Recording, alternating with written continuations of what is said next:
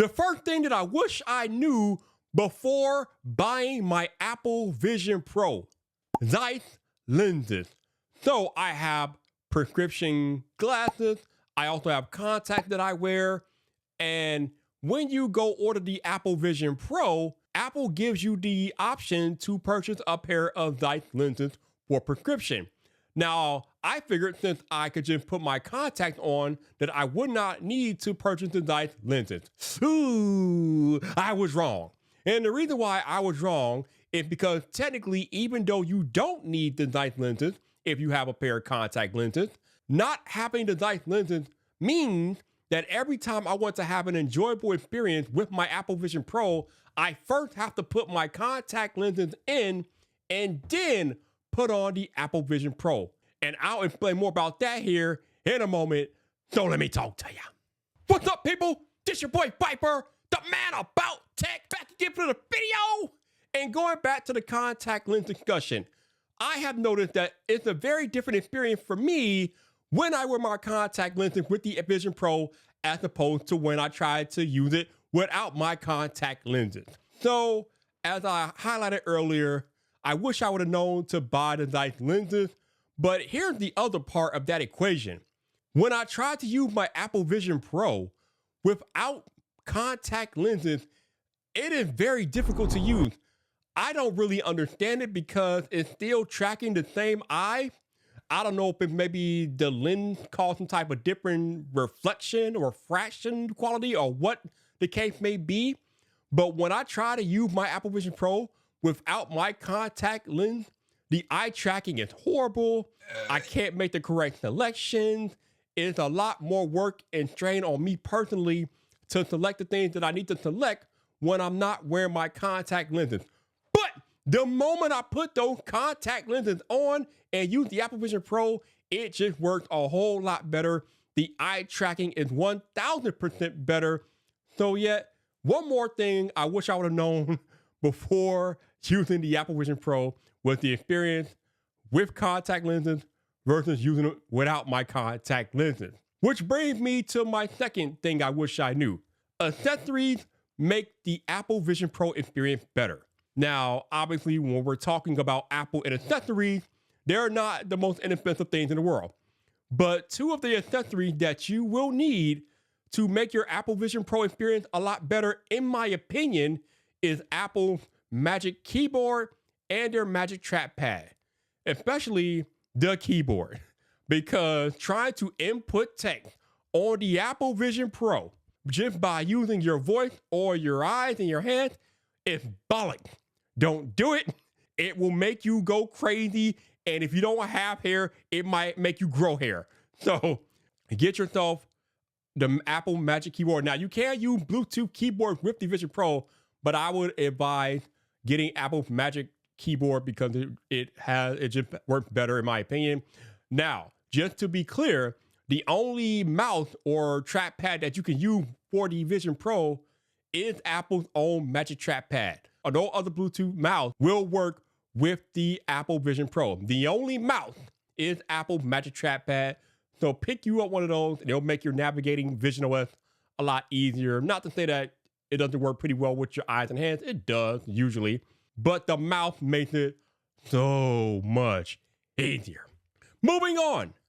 The next thing that I want to relate to you that I wish I knew or appreciated more before buying the Apple Vision Pro is just how important this light seal is. Now, during your Vision Pro ordering process, you will have to scan your face to make sure that you get the correct light seal for the correct fit on your Vision Pro. I would advise you to run that test maybe 2 or 3 times to make sure that you get the correct light seal fit, because the correct fit completely makes or breaks your Apple Vision Pro experience. If you even want to make sure you're on board, go into an Apple store and have them fit you themselves. Either way, it's the same process, but maybe you just want that extra assurance of going into the Apple store. But you need the correct light seal fit. Otherwise, you're going to be uncomfortable. You're not going to have a pleasurable experience. And it's just problems and friction we don't want, we don't need.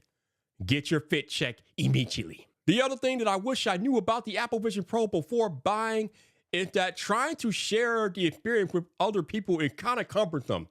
Now, yes, the Apple Vision Pro does have a guest mode. I did a whole video about that, but it's kind of cumbersome. It completely onboards that person as if they haven't used an Apple Vision Pro, which could be helpful in some instances, but it's kind of crazy and kind of cumbersome. Or you can do what I try to do and just have somebody else put it on while they're using my settings and things like that. But the problem is that the Vision Pro isn't calibrated to their eyes, and then they have to try to look at things through your prism, and it's just, unless you have an iPad or a MacBook, you can't really mirror the experience on the Vision Pro, so you can't show anybody that's not wearing a headset what it looks like and different things like that. So I wish there was a better way to share experiences that you have in the Apple Vision Pro to the outside world. But, you know, it's one of those things where I've told you guys time and time again, if you want to know what using an Apple Vision Pro is like, you need to go to an Apple store and demo the device for yourself. And that way you will get hands-on experience and knowledge of what it's like to use an Apple Vision Pro. The last thing that I wish I knew, and I kind of did, but I wish I had a better understanding of before I brought my Apple Vision Pro, is that this device is really one of those devices where you're not really buying it for what it can do now. You're basically buying it for the potential that it could have down the line. To be truthful, I use my Apple Vision Pro almost every day when I'm alone, but it really, sometimes it can be difficult trying to just tell a non-believer how the Apple Vision Pro could benefit them. Yes, you can watch movies, consume media, different things like that. Yes, you can have different app experiences and whatnot. You may or may not be able to get work done in the Vision Pro depending on what your job is, but it doesn't really do much. It doesn't really have a killer feature per se to bring the outside crowd in. Now, again, that doesn't mean that it's a bad device, but it's hard to recommend it, especially at this $3,500 price point that Apple is selling it at currently. It's hard to recommend somebody go out and buy an Apple Vision Pro, at least not before they go into an Apple store and experience it themselves firsthand. Then if it's something that you feel like you can fit into your lifestyle, your workflow, then by all means, go ahead and pull that trigger and buy the device for yourself. But I can't recommend it just off willy-nilly. I can't do that because I use it for work. Well, when I had a job, I used to use it for work, and I use it for play and media consumption and different things like that. And I enjoy it. But just because I enjoy it doesn't necessarily mean that you will enjoy it, especially again, with this price point, it's about how much value that you will gain from that money that you have to shell out for the Apple Vision Pro.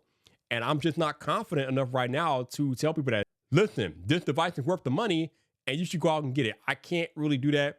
It's hard to recommend, but if you are a VR, mixed reality aficionado, and you need to be in the latest and greatest mixed reality, AR, VR environments and different things like that, and you want to be on the bleeding edge, then the Vision Pro is definitely something that you should experience. But if you're an everyday person that doesn't really care either way, I can't really recommend you go out and spend $3,500 on the Apple Vision Pro. But let me know, have you done the Apple Vision Pro demo? What is your experience with AR and VR headsets? Drop a comment. And if you want to know more about why I held on to mine, I made a whole video about that right there.